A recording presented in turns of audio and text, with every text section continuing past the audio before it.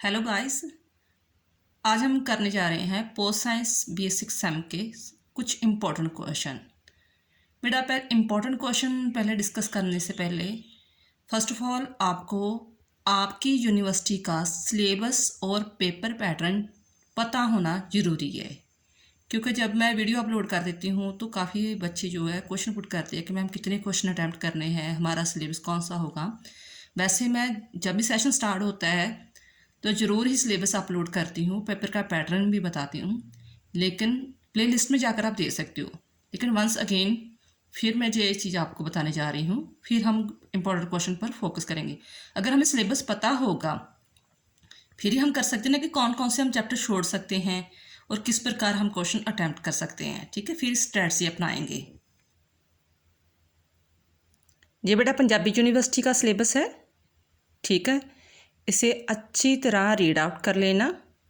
अगर फिर भी ना समझ आए तो फिर आप कमेंट बॉक्स में पूछ सकते हो कि मैम ये पंजाबी यूनिवर्सिटी का पेपर का पैटर्न क्या है और सिलेबस क्या है।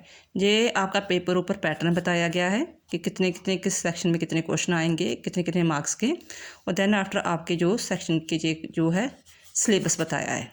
ठीक है, हर एक यूनिवर्सिटी का अलग अलग सिलेबस है। अब कन्फ्यूज़ मत होना बेटा, पंजाब यूनिवर्सिटी वाले, Punjabi university and Guru Nanak Dev university वाले ऊपर टॉपिक जरूर पढ़ लेना।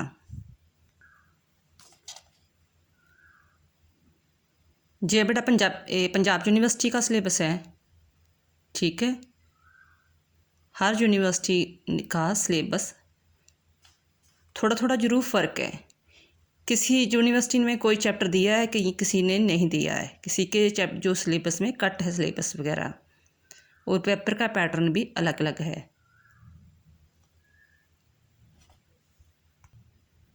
और ये गुरु नानक देव यूनिवर्सिटी का, और मैं maximum touch Guru Nanak Dev university से हूँ, ठीक है।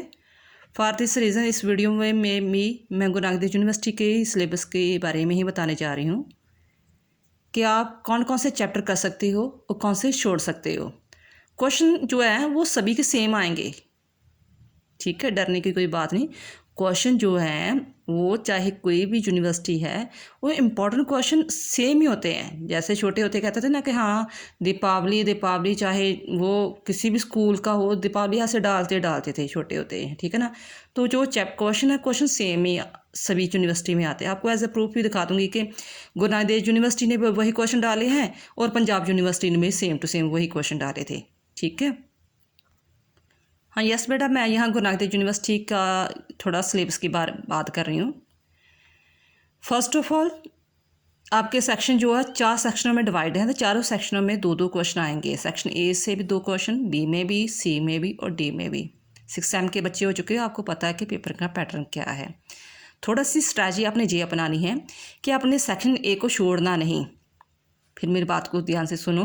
सेक्शन ए के दोनों चैप्टर आपने करने हैं। कई बार बच्चे क्या मिस्टेक कर देते हैं कि चलो मैं ये जथारवादी वाला चैप्टर थोड़ा टफ है, मैं इसे छोड़ देती हूँ, ये वाले चैप्टर कर देती हूँ। वो क्या होता है कि कई बार जो इस सेक्शन डी के है ना क्वेश्चन बहुत टफ आ जाते हैं। एक ही क्वेश्चन बड़ी रेयरली हार्डली अटैम्प्ट हो पाता है, तो हमें जो 5th क्वेश्चन अटैम्प्ट करना होता है वो उसके लिए थोड़ी प्रॉब्लम क्रिएट हो जाती है, ठीक है।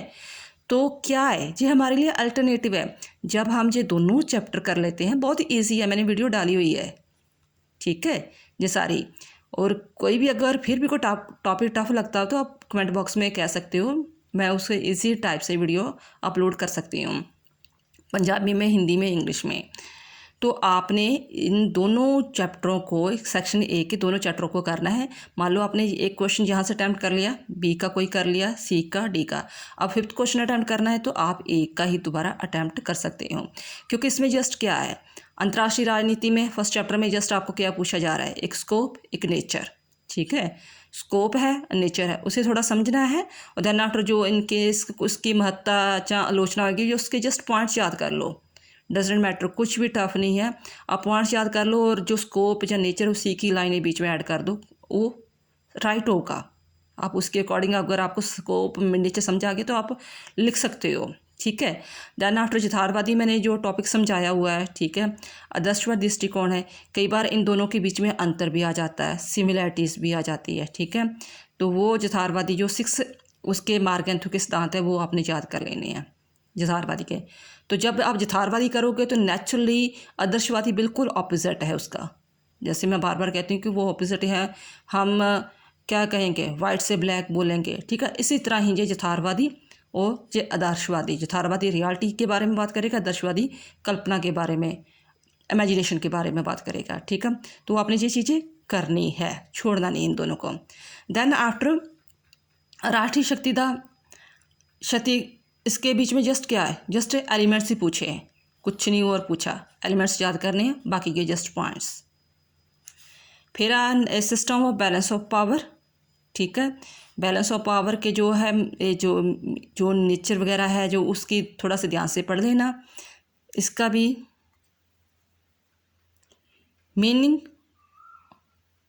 और इसके जो करैक्टर्स है, विशेषताएं या फीचर्स है, वो आपने थोड़ा सा पढ़ना है। मेथड्स वगैरह जो कुछ भी है वो जस्ट पॉइंट्स वगैरह करने हैं। तो ये क्वेश्चन आमतौर पर मोल्ड करके आता है इस चैप्टर में, ठीक है, कि उसकी आलोचनात्मक विश्लेषण बता दो, ठीक है, जहाँ उसकी अब रेलिवेंसी है कि नहीं बैलेंस ऑफ पावर की, या बैलेंस ऑफ पावर या कलेक्टिव सिक्योरिटी, दोनों चैप्टर को मिक्सअप करके डाल देंगे, ये चीज़ वगैरह हो जाती है। तो जैसे ये क्वेश्चन वगैरह आ सकता है, ठीक है, क्या अब ये बैलेंस ऑफ पावर की रेलिवेंसी है कि नहीं। देन आफ्टर इसी प्रकार है कलेक्टिव सिक्योरिटी है, ठीक है। क्वेश्चन आपको बाद में बताऊंगी बेटा, जो भी क्वेश्चन इंपॉर्टेंट वगैरह है। तो कलेक्टिव सिक्योरिटी के बाद जो है cold war, meaning, cause, history and impact. Emerging trends आ सकती है, वो शॉर्ट क्वेश्चन में कर लेना, बाकी ये क्वेश्चन जो है चैप्टर वो करने की ज़रूरत नहीं है। 7th 8th क्वेश्चन चैप्टर करने की ज़रूरत नहीं, क्योंकि गुरु नानक देव यूनिवर्सिटी के अकॉर्डिंग ये सिलेबस नहीं है। इसके बाद सेक्शन सी में जो है इमर्जिंग वर्ल्ड ऑर्डर, जस्ट स्वरूप करना है, बाकी कुछ भी नहीं करना इसका। जस्ट हमें क्या पूछा है, जस्ट उसका स्वरूप, नेचर, बाकी कुछ भी नहीं करना। विश्व वातावरण में जस्ट आपने इशूज करने हैं, इनिशिएटिव नहीं करने बेटा। इनिशिएटिव काफ़ी टफ है, उसमें कॉन्फ्रेंस है, सम्मेलन है, डेट्स वगैरह है, वो चीज़ें काफ़ी टफ हो जाएंगी, वो याद नहीं रहेंगी, ठीक है। अगर आपने पहले से याद किया हो तो मच बेटर, अगर आप याद करने वाले हो तो उसे मत टच करो, ठीक है, काफ़ी टफ है। जस्ट आप इशू करो कि हाँ कि कौन कौन से इशू क्रिएट हो रहे हैं। टेररिज्म, इसके एमरजेंसी कौन कौन से कारण है और इसका रिजल्ट क्या हो रहा है, इसके भी बहुत इजी पॉइंट्स वगैरह है कि हमें तो पता है कि जब गरीबी हो जाती है, कोई धर्म के नाम पर कोई अतवाद पैदा कर देता है, या ऐसे भी काफ़ी रीज़न वगैरह कुछ अपनी तरफ से पॉइंट्स बन जाते हैं कि हाँ टेररिज्म क्यों क्रिएट हो रहा है और इसके इफेक्ट क्या पड़ रहे हैं, ये भी हमें पता होता क्या है। आप पॉइंट्स याद करो, बीच में अपनी तरफ से लाइनें लिख सकते हो, एक तरफ जस्ट रीड आउट कर लेना, ठीक है। 2-4 पॉइंट्स थोड़े से मेन आएंगे, जैसे लादेन का था, ठीक है, कुछ ऐसे अफ़गानिस्तान पर हमला था, जो कुछ ऐसे कोई मेन रीज़न वगैरह थोड़े बहुत आ सकते हैं, बाकी सभी कॉमन रीज़न ही होते हैं सभी देशों में जो अतवाद पैदा होता है किसी भी देश में जो, ठीक है। तो उसके प्रभाव भी, कॉन्सिक्वेंस भी सेम ही होते हैं। काफ़ी ईजी चैप्टर से छोड़ना नहीं है, ठीक है।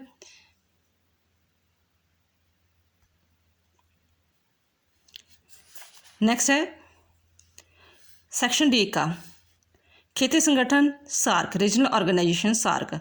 सार्क का बेटा संगठन जो ढांचा है उसका मतलब ऑर्गेनाइजेशन कैसे हुई वो चीज़ें आ जाती है, स्ट्रक्चर वगैरह, उसमें कौन कौन से उसके ऑर्गेन्स वगैरह है, क्यों होंद में आया, ये चीज़ें वगैरह आ जाती है। बाकी उसके जो सेमिनार है, सम्मेलन वगैरह कुछ भी आपने करना। ऐसे ही इसकी भी ऑर्गेनाइजेशन ही करनी है अपने यूरोपियन यूनियन की, ठीक है। और संयुक्त राष्ट्र के जो है जस्ट ऑब्जेक्टिव एंड प्रिंसिपल करने हैं। न्यू इंटरनेशनल इकोनॉमिक ऑर्डर, आप इन जो 4 चैप्टर है इसमें एक चैप्टर छोड़ सकते हो, लेकिन जो 3 करोगे बहुत अच्छी तरह करोगे, क्लियर। आप इसमें तो मैं कह रही हूँ कि आप यहाँ पर भी आप 2 चैप्टर कर सकते हो, ठीक है। वातावरण वाला छोड़ सकते हो, लेकिन ये मुद्दे बहुत ईजी हैं तो आप मल्टी कर लेना, पहलकदमियाँ छोड़ देना। तो जिसमें आप एक चैप्टर आराम से छोड़ सकते हो, इसमें आपने कोई चैप्टर नहीं छोड़ना, ठीक है। इसमें तो आपको पता ही गुरु नानक देव यूनिवर्सिटी ने पहले कह दिया कि ये चैप्टर नहीं आएंगे, और इसमें भी आप एक चैप्टर छोड़ सकते हो अगर आपको टफ लग रहा है, ठीक है। तो इसमें भी आप एक चैप्टर छोड़ सकते हो, लेकिन जो भी आप बाकी चैप्टर करोगे अच्छी तरह करोगे। और क्वेश्चन कौन से इंपॉर्टेंट है, एक बेटा पर रीजनल ऑर्गेनाइजेशन का क्वेश्चन जरूर आएगा, ठीक है। एक सार्क है हमारा, एक EU है। तो ये इसका भी क्वेश्चन आ जाता है कि इसकी वो है संगठनात्मक ढांचा, जैसे हम कहते हैं इसकी एम्स एंड ऑब्जेक्टिव वगैरह, एक्सपेंशन ऑफ EEC वगैरह, ये चीज़ आ जाती है। Organisation structure of the European Union, यूरोपीय संघ का संगठनात्मक ढांचे के बारे वर्णन करो। ठीक है, इसमें जो भी इसके जो पॉइंट्स है वो उसमें आप गप्पे नहीं लगा सकते, वो आपको पढ़ना पड़ेगा। जिसमें आपको पढ़ना पड़ेगा वो मैं आपको बता रही हूँ। ठीक है, वो आपको पढ़ना पड़ेगा जी। अगर नहीं टफ लग रहा है, वीडियो में भी शायद मैंने डाली हुई है, अगर नहीं टफ लग रहा है तो आप बोल सकते हो। ठीक है, ये सारे पॉइंट्स आपको करने पड़ेंगे। ठीक है, बाकी इसे नहीं करने की ज़रूरत। इसी के बीच में मास्ट्रिच ट्रीटी है, वो भी आ जाती है कई बार। ठीक है, कि यूरोपीय संघ के बारे में आप क्या जानते हो, इसके बीच में जो मास्ट्रिच ट्रीटी है उसके बारे में बताओ, ये भी आ जाती है। तो सफलता के लिए पॉइंट्स से आप याद कर सकते हो। चुनौतियों के भी जस्ट पॉइंट्स, अगर आपने ईयू को समझ लिया है तो आप उसके सफलता और जो उसके चैलेंज है या कुछ भी है वो आप कर सकते हो। जस्ट उसके पॉइंट्स ही लर्न करो। रेयर चांस होता है अगर वो ऐसे क्वेश्चन 10 नंबर का ईयू का संगठनात्मक ढांचा डाल दें और 10 नंबर का ये चीज़ वगैरह डाल दें। तो फोकस उसी में करना है, संगठनात्मक ढांचे में, और इसके जस्ट पॉइंट्स वगैरह कर लेने हैं। ठीक है, बाकी आपने चैप्टर में इसके बीच में कुछ भी नहीं करना, कुछ भी नहीं करना। क्वेश्चन देखो बेटा आ रहे हैं, मैंने अपने स्टूडेंट्स को भी करवाए हुए आज कि यूरोपीय संघ का इतिहास पिछोकड़, इसका संगठन ढांचा, मास्टर ट्रीटी, इसके सफलता के लिए जिम्मेवार कारण वगैरह। ठीक है, या यूरोपीय संघ के बारे में विस्तारपूर्वक नोट लिखो, right a detail note of the European union. फिर जस्ट आपने उसका जो संगठन ढांचा है, इतिहास है, वो लिख देना है, बाकी कुछ भी नहीं। देखो बाकी कुछ भी नहीं इसके चैप्टर में करना। नेक्स्ट चैप्टर आ जाता है United Nation objective and principle. इसका हमने इतिहास नहीं करना, ईयू का हमने इतिहास करना है, उसका स्ट्रक्चर करना है, बट इसका हमने कुछ भी ऐसा नहीं करना। जस्ट हमें क्या पूछा गया है, इसके प्रिंसिपल बताओ, एम बताओ, ऑब्जेक्टिव बताओ और इसके फंक्शन वगैरह। ठीक है, ये हमने कुछ भी नहीं करना इसका। हाँ, ये करेंगे संयुक्त राष्ट्र का उद्देश्य। ठीक है, प्रिंसिपल करेंगे, जे नहीं करना हमने, हमें नहीं पूछा जे, हमें क्या पूछा है, संयुक्त राष्ट्र के chief organs of United nation, इसके बीच में कोई भी टॉपिक आ सकता है। जैसे पिछले 1-2 सालों में जनरल असेंबली के बारे में बार बार पूछ रहे हैं। जनरल असेंबली, बच्चे कन्फ्यूज़ हो जाते हैं कि हमने पढ़ा है नहीं। बेटा आपने पढ़ा है, संयुक्त राष्ट्र के जहाँ ये पार्ट हैं, ऑर्गन्स हैं, 7 पार्ट्स हैं। तो वो जनरल असेंबली के बारे में पूछ लेते हैं कि जनरल असेंबली क्या है या इसके बारे में आप क्या जानते हो, तो आप पंजाबी में ही कह देते हैं वो जनरल असेंबली। ठीक है, तो बच्चों ने महासभा पढ़ा होता है। तो मैं बार बार कहती हूँ आप उससे क्वेश्चन को हिंदी में, इंग्लिश में, पंजाबी में, तीनों टाइप्स में पढ़ो, आपको समझ में आ जाएगा। ये आपने ज़रूर करने हैं। ठीक है, तो जैसे जनरल असेंबली का आपने सब कुछ करना है, जो भी इसकी बनतर है, समागम है, महासभा या कुछ भी कैसे काम करती है, वही फंक्शन है जो उन्होंने काम पूछे ना कि काम क्या है इसके, कि संयुक्त राष्ट्र क्या काम करता है, अपनी एसी के द्वारा काम करता है।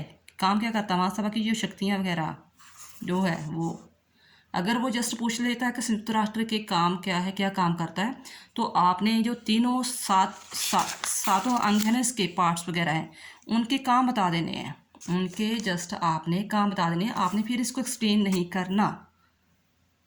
ठीक है, अगर जस्ट पूछ लेता संयुक्त राष्ट्र कैसे काम करता, क्या काम करता, आपने बता देना कि इसके 7 अंग हैं, नाम बता देना, थोड़ा थोड़ा इसके बारे में बताना, महासभा क्या होती है, सुरक्षा परिषद क्या होती है, 2-2, 3-3 लाइनों में, और बाद में इनके काम बताने हैं आपने। महासभा क्या काम करती है, सुरक्षा परिषद क्या करती है, आर्थिक समाज परिषद, अमानती परिषद। वीडियो बेटा बहुत लंबी हो जाएगी, एक चैप्टर अगर मैं समझाने लगी।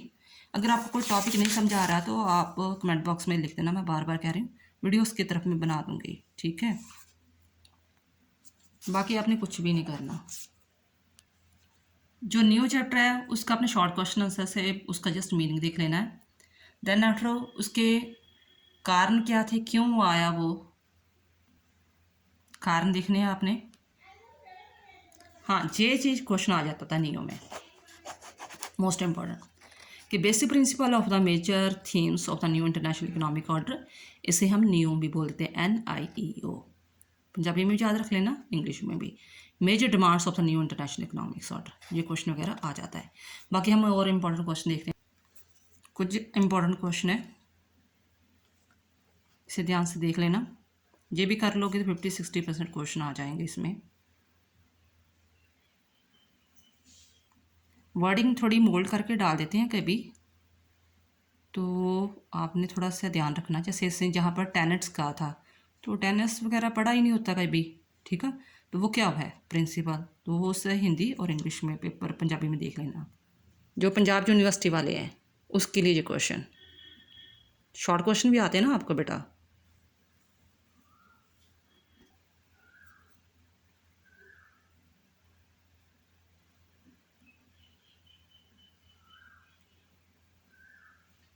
जो क्वेश्चन टफ है उससे छेड़ना नहीं। आपने चाइना के बारे में नहीं पढ़ा तो उसे सिरदर्दी लेने की, हेडेक लेने की ज़रूरत नहीं। जो हमने नहीं पढ़ा, लीव इट, उसे छोड़ दो।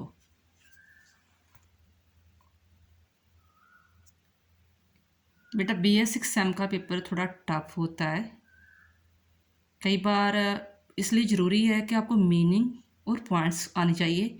और आपके लिए, बाकी के वीडियो के लिए नहीं मैं कभी भी कहती किसी क्लास के लिए, लेकिन आपके लिए ज़रूर कहूँगी कि बेटा शॉर्ट क्वेश्चन आंसर ज़रूर पढ़ना। शॉर्ट क्वेश्चन आंसर पढ़ने का फ़ायदा ये हो जाता है कि आपको पता चल जाता है कि मैंने पॉइंट्स में क्या लिखना है, ठीक है। तो अगर बच्चे यही समझ नहीं पाते, तो फॉर दिस रीज़न मैंने देखा है मैक्सिमम BS 6 सेम में मैक्सिमम सप्ली आ जाती है बच्चों की। जो सोचते हैं कि चलो सारा साल पढ़ा नहीं, मैं 10 दिन में तैयारी कर लूँगा, वो चीज़ वगैरह नहीं बन पाती, ठीक है। तो आपको BS 6 सेम की इंटरनेशनल पॉलिटिक्स में थोड़ी नहीं बहुत बहुत मेहनत करनी पड़ेगी। ये वो बातें छोड़ दो कि आपकी 4th सेम में मैंने बहुत नंबर लिए थे, 5th में बहुत नंबर लिए थे, उसमें और इसमें ज़मीन आसमान का अंतर है। मेहनत करोगे तो फिर ही इसमें नंबर आएंगे, अदरवाइज नहीं, ठीक है। आप 2 मार्क टेस्ट पेपर भी कर लो ईमानदारी से, ठीक है, तो आपके 50, 60, 70 नंबर आ सकते हैं। तो अगर आपने शुरू से मेहनत की है, सभी कुछ देखा है, तो फिर तो बहुत अच्छे आएंगे, 80 तक नंबर भी आ सकते हैं, ठीक है। बेस्ट ऑफ लक बेटा।